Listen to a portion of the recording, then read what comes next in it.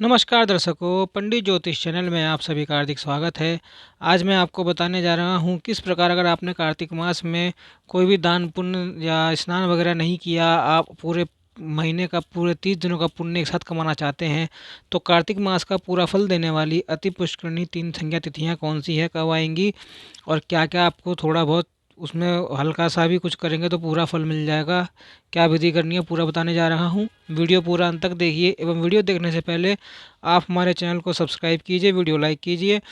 WhatsApp, Facebook, Instagram एवं सभी प्रकार की सोशल नेटवर्किंग साइट्स पर हमारे वीडियो को अधिक से अधिक शेयर भी कीजिए और साथ ही सब्सक्राइब बटन के बराबर में जो बेल आइकन है उसको दबाकर ऑल नोटिफिकेशंस को ऑन कर लीजिए, जिससे कि सनातन धर्म से संबंधित सभी प्रकार की जानकारी एवं वीडियो आपको मुफ्त में समय से प्राप्त हो सके। दर्शकों, पूरे कार्तिक पर भले ही कोई स्नान नहीं कर पाया हो तो कोई बात नहीं, आप कार्तिक के आखिरी 3 दिन को संभाल लेना। जी हाँ, पूरे कार्तिक में यदि हम दीपदान ठीक से ना कर पाए हो, बीच में रह गया हो, पूरे कार्तिक भर में हमने स्नान पूजा जब ध्यान नहीं किया हो, तो कोई बात नहीं, कार्तिक के आप आखिरी दिन 3 दिन संभाल लेंगे तो पूरे कार्तिक महीने का पुण्य खींचकर आपने पास आप ले आएंगे। जी हाँ, शास्त्रों में भगवान ब्रह्मा जी नारद जी से बता रहे हैं कि कार्तिक मास के शुक्ल पक्ष में जो अंतिम 3 दिन पुण्य तिथियां हैं, त्रयोदशी, चतुर्दशी और पूर्णमासी, अथवा 13वां दिन, 14वां दिन और पूर्णमासी का 15वां दिन कल्याण करने वाली मानी गई हैं।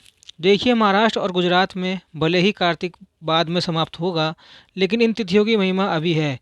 यानी हिंदी कैलेंडर के अनुसार 13, 14 और 15 तारीख को। ठीक है, यह समझ में आ गया होगा। मान लीजिए आप ये वीडियो लेट देख रहे हैं, 13 तारीख को देख रहे हैं, आप नहीं कर पाए 13 तारीख को, तो कोई बात नहीं, 13 की शाम को आप कर लेना।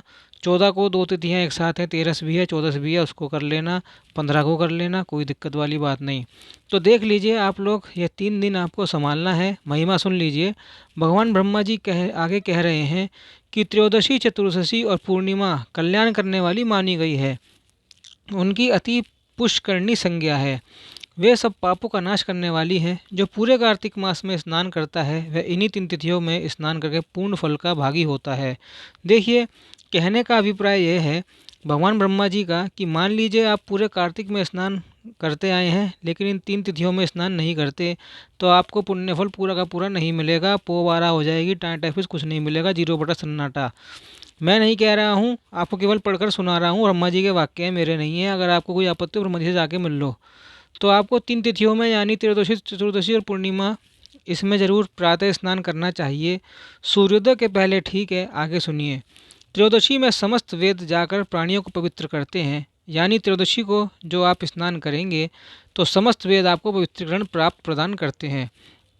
चतुर्दशी तिथि में यज्ञ और देवता सब जीवों को पावन बनाते हैं और पूर्णिमा में भगवान विष्णु से अधिष्ठापन श्रेष्ठ तीर्थ ब्रह्म घाती और शराबी आदि सभी पापियों को शुद्ध करते हैं। देखिए, कितनी सुंदर अति उत्तम बात है कि यानी आपने कितना भी बड़े से बड़ा पाप किया हो, दुष्ट हो, आप खुद स्वयं राक्षस हो, यह अंतिम 3 दिन आप यदि स्नान कर लेते हैं, स्नान करने के बाद इन 3 दिन को आप संभाल लेते हैं, यानी दीप दान भी करते हैं और दान आदि भोजन वगैरह भी करवाते हैं लोगों को, तो ब्रह्मघाती आप क्यों ना हो, ब्रह्म हत्या का पाप भी क्यों ना हो, बड़े से बड़ा पापी क्यों ना हो, वह इन पापों से मुक्त हो जाता है। तो त्रयोदशी को आपको वेद पावन करने हैं, यानी पुण्य प्रदान करने हैं। चतुर्दशी को आपको यज्ञ और समस्त देवता आपको पावन बनाने हैं और पूर्णिमा को आपको विष्णु जी से अधिष्ठापन श्रेष्ठ तीर्थ आपको पावन बना देते हैं। क्या करने से, केवल स्नान कर लीजिए, दीपदान कर लीजिए और कुछ दान पुण्य कर दीजिए। आगे सुनिए, जो हस्त उक्त 3 तिथियों में ब्राह्मण कुटुंब को भोजन कराता है वह अपने समस्त पितरों का उद्धार करके परम पद को प्राप्त होता है।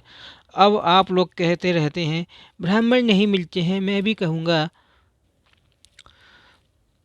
कि सदाचारी ब्राह्मण होने चाहिए, शराबी जुआरी कबाबी यह सब ब्राह्मण नहीं होने चाहिए। आप पवित्र ब्राह्मण को भोजन कराइए और उनको ही दान पुण्य करिए। आपके दान का दुरुपयोग ना हो, उससे शराब ना पिया जाए, मादक द्रव्यों का सेवन ना किया जाए, इस बात का आप लोग ध्यान रखिएगा। इन 3 दिनों में यदि आप दान करते हैं तो अब आगे सुन लीजिए, जो कार्तिक के अंतिम 3 दिनों में गीता पाठ करता है उसे प्रतिदिन अश्वमेघ यज्ञ का फल प्राप्त होता है। जो गीता जी के 7वें अध्याय का पाठ हमारे इसी चैनल पर डाला हुआ है, डिस्क्रिप्शन बॉक्स में भी दे दूंगा, आप वहाँ से गीता का पाठ रोज़ सुन लेना और उक्त दिनों दिन विष्णु सहस्त्र नाम का पाठ भी करता है वह जल से कमल के पत्तों की भांति पापों से कभी लिप्त नहीं होता। विष्णु सहस्त्र नाम का भी पाठ मेरी ही आवाज़ में, मेरी सुंदर सुरीली मधुर आवाज़ में, शाही आवाज़ में इसी चैनल पर उपलब्ध है।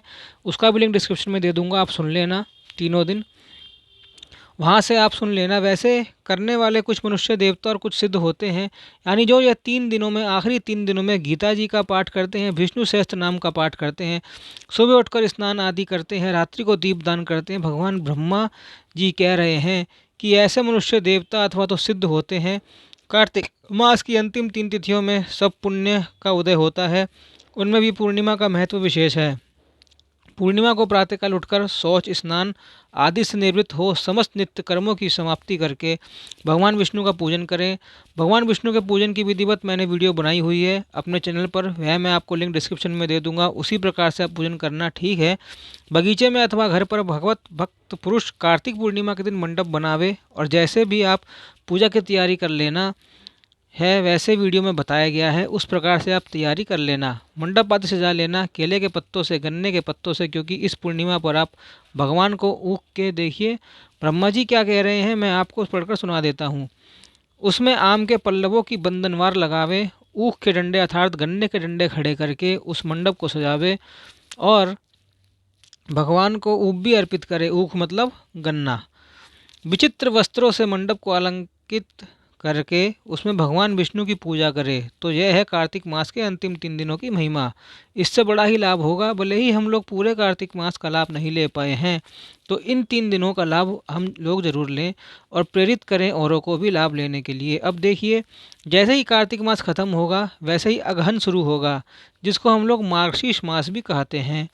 तो मार्गशीर्ष मास की बहुत अधिक महिमा है, भगवान ने उसको विभूति बताई है। तो मार्गशीर्ष मास में भी जैसे अभी हमारे चैनल पर लाइव चलता है भगवान का नाम जप वगैरह, वीडियो वगैरह, पूरा महीना आपको अपडेट मिलेंगे और मास में जितने भी त्यौहार व्रत आएंगे उस मास की महिमा भी आपको बताई जाएगी। जिस भगवान नाम की महिमा हमारे शास्त्रों में, पुराणों में है, वह चलता रहेगा। आप लोग उसे लाइव के माध्यम से सुन सकते हैं। और मार्गशीर्ष मास में गजेंद्र मोक्ष पाठ सुनने की अथवा तो पढ़ने की बहुत अधिक महिमा है। तो गजेंद्र मोक्ष का पाठ भी हो सकेगा तो मैं 1-2 दिन में अपने ही चैनल पर ले आऊँगा अपनी सुंदर सुरीली शाही आवाज़ में। आप लोग उसको भी सुन लेना, पढ़ने की ज़रूरत नहीं है और तय फल मिलेगा। श्रवण का और पढ़ने का दोनों का ही सेम फल होता है, तो कोई दिक्कत वाली बात नहीं है। तो यह थी कार्तिक मास की आखिरी 3 दिन की महिमा। औरों को भी शेयर कर दीजिए ताकि सभी लोग इसका लाभ उठा सकें। मिलते हैं अगली वीडियो में, जब तक हमारे चैनल को सब्सक्राइब कीजिए, वीडियो अधिक से अधिक वायरल और अधिक से अधिक लाइक कीजिए। ओम नमो नारायणाय, ओम नमो भगवते वासुदेवाय।